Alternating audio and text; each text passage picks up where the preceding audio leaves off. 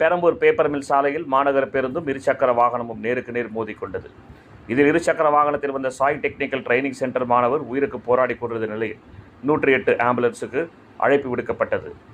ஆனால் ஆம்புலன்ஸ் வர தாமதமானதால் ஆபத்தான நிலையில் ஆட்டோவில் பெரியார் நகர் அரசு மருத்துவமனைக்கு கொண்டு செல்லும் வழியில் மாணவர் உயிரிழந்தார்.